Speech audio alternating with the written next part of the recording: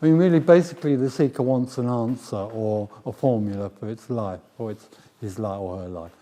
And one of the formulas, apparently, that's attractive is the idea of psychotherapy, where the aim of psychotherapy, I would say, is to develop and learn how to become a more balanced person.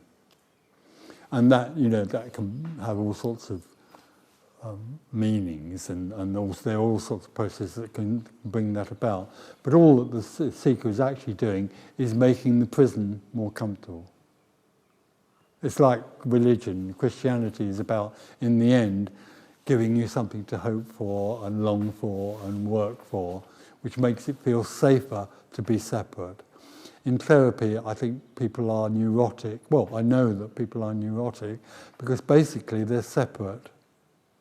They don't recognize that, and the therapist that works with them, works on the symptoms of being separate, neurosis, whatever those are, but never addresses the actual root problem of being separate, because the root problem of being separate can't be addressed by any process or any understanding or any process, any therapy.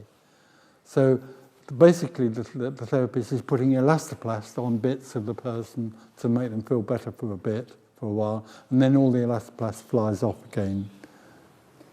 And isn't like also with therapy, it's almost, there is a preference to what you're trying to fix something, right?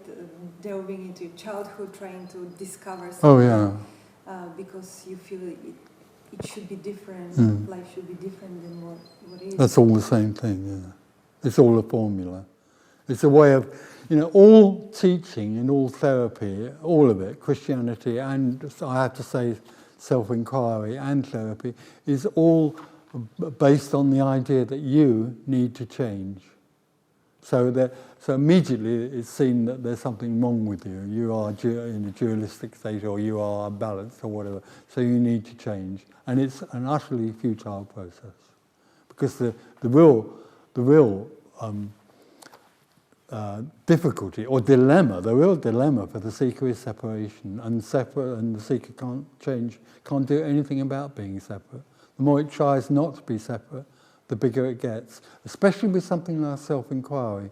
Self-inquiry is a sort of self-centeredness which brings a person through working with their thoughts and so on, brings them to a sort of sense of knowing something. And they then become full of their own knowing. They live in what they call knowing presence. But it's a sort of introspection, it's a sort of glorification of the self. Because the other part of self-inquiry is that it brings people detachment. And detachment feels like enlightenment, but it isn't. It's a way of disassociating yourself with life. So what happens to emotions for you? Emotions to your I don't have so there's nothing here anymore. Everything is lost. Tony Parsons has died, so everything is lost. There's nothing left, but emotions happen. But at the moment, what's happening is you're nodding your head. Okay, no, that's what's happening. That's what appears to be happening. And then at another time, there will be an emotion that arises. And it could arise in this body, but of course there's nobody in this body. It's just another thing. It's a body that has emotions or doesn't. There's nothing that can be done about them. They don't need to be honoured or pushed away or any of that other stuff that people talk about. They just are what is. In that context, freedom also has no meaning, because we used to give so much meaning to freedom. Yeah, freedom. Freedom. Yeah. But in this context, freedom loses the meaning. Oh, totally. It doesn't. The meaning of the word freedom for me is beyond knowing. It can't be known. But when there's nobody left, it's obvious in everything. Suddenly everything is free to be what it is, because there's no longer something here turning it into an object and imprisoning it. When the me looks at something, it turns it into an object and makes it solid in the perception. When there's nobody here, it is what it is. It's amazing. It's like a shift. You know, and it's not, in a way it's not remarkable, but in another way it is remarkable in that suddenly the perception of everything being out there and separate is gone, and there is only the beloved in everything, in everything. But there is still perception happening. Well, perception is only the mechanics of it. There's nothing here perceiving, there is perception. Eyes see something, but in the end what it sees is what's happening, which is what is and isn't. Because what's happening there right now is nothing appearing as that. So that what is seen there is real and unreal. It's both real and unreal. Do you think we can learn something from neuroscience? Neuroscience is pointing out that there is no such a thing as self, and that whatever we perceive, there is no inherent value. It's just data information that the brain puts it together, and then we make a meaning out of it. I don't, as far as I'm concerned, there is nothing to learn. And there is no teaching. But there's no question at all that science at the moment is coming to the same conclusion as certain mystics, if you say a history of seeking, certain mystics have been pointing to for thousands of years. But there is nothing to learn, but in some way or other, neuroscience and physicists are already pointing to something. There is a pointing to something which can't be known. Even they don't know. They don't want to know that all of it points to infinity. There are two theories. One is a theory of black holes, and the other is the theory of quantum physics. And if you take those theories to their logical conclusion, they reach infinity. And scientists are pissed off by that because they don't know what infinity is. Nobody does. I don't. So yes, science is pointing to what we're talking about. Do you see, that's intellectual, do you see evolution in the in spirituality, in the seeking, in the role of the guru? No, there is no guru. No. Is this changing? Do people, is the perception of the guru evolving somewhat? Well, I think there's a change in the psyche of the ordinary person in the world today, moving away from authority and control, and you can see it in the Middle East in a very violent sort of way. But people recognise that authority no longer has any authority. Religious authority and political authority is breaking down. So there's, in the psyche of people, there's a movement towards anarchy, something which is without leadership, something that isn't even a teaching or a discipline. There's a movement towards this freedom, but it's only a shift. But it's certainly, this message doesn't recognise anything like the sense of a guru. There's no such thing as a guru. There's no such thing as liberation. There's no such thing as a seeker. All there is that which is boundless appearing as those things. So has there any longing left? No, only for a Lamborghini. That's all. Lots of marmalade and a Lamborghini. I've always wanted to buy a Lamborghini, but it's completely meaningless. It's a joke, really. No, there's no longing, because there's nothing to long. The longing went when the longer died. Yeah?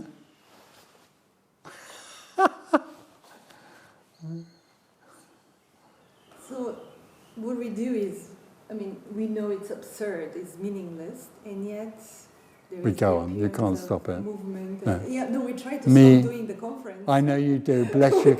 I love you for that, but the fact is the me will go on and on, running round in that wheel forever. Well, there isn't a forever, but until it suddenly dies of exhaustion or whatever. It'll go on happening. It doesn't matter, it's totally meaningless, because that which is boundless has no interest in somebody becoming liberated, because somebody not being liberated is boundlessness appearing as someone that's not liberated. So it's an absolute, it's a completely fulfilling experience and expression.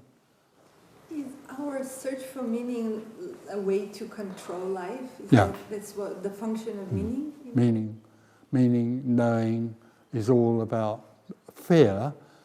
It's a basis is fear, which comes out of separation, and the longing to be in control so that it's safer. But there isn't anybody in control. There's nothing to control. we are trained to think in terms of Yeah. one or the other, this or that. Can there be a shift of that perception? Yeah, yes, there can be. But that shift of that perception is what I would call liberation. When it's seen there are no opposites and there are no, there is no inner, no outer, no above and below, then suddenly there's no one left because there's no one any longer in those positions. When me dies, life is very, very simple and very ordinary. And fucking, I shouldn't say that. I'll take that. Fucking amazing.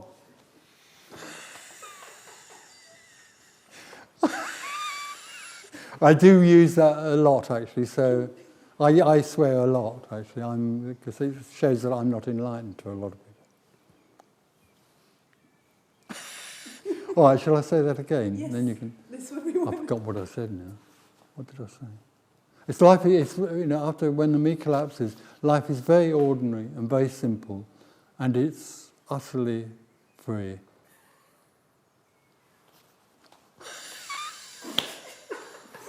No. See, that's why I like this job. Oh, yeah. It's utterly fulfilling for no one. You want to say something about the open secret? What is the open secret? Well, the Open Secret was only a title from the first little book we wrote, and we couldn't think of a title. And then my feeling is that what we long for remains hidden from us. What the seeker longs for remains hidden from it by being everything, which is astounding.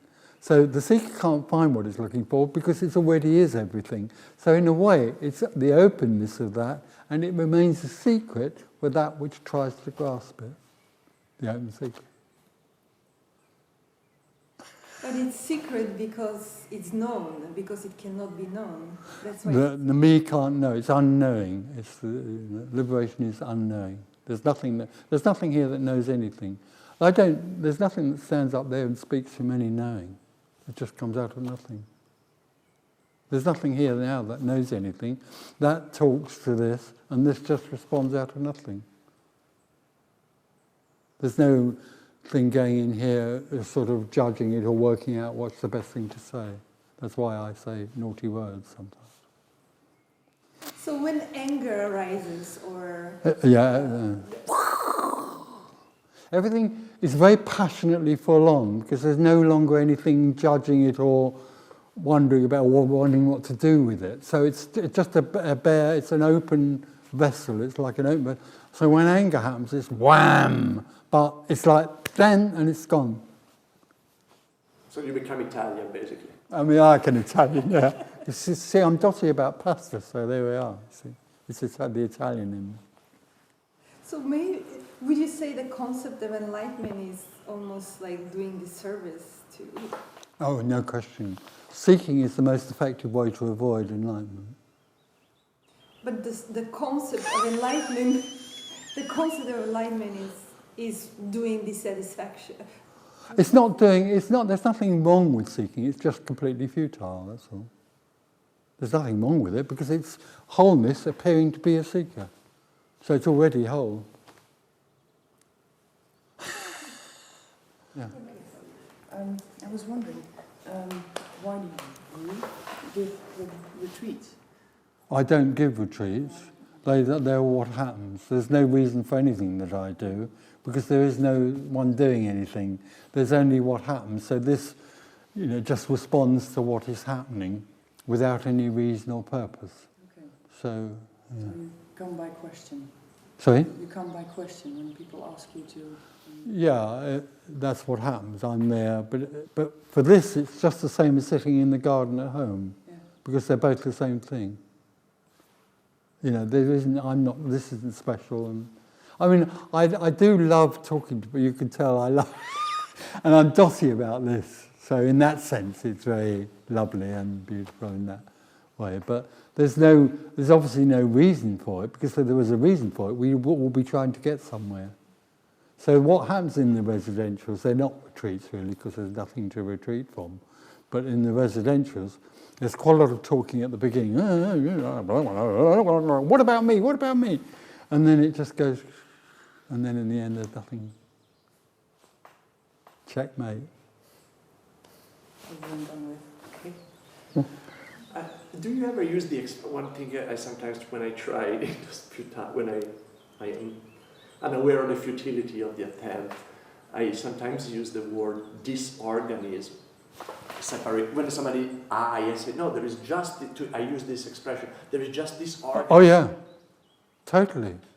There's just this organism. There's nothing in it. Absolutely. Yeah. Yeah, the way I use it, this organism and things happen to this organism, but my brain. Is not what you call me. No, there's no me. But the organism has characteristics. It's got a certain sort of voice, and it likes marmalade or anything like that. Preferences happen, but that's life happening. It isn't something that the me. You don't need a me to have preferences.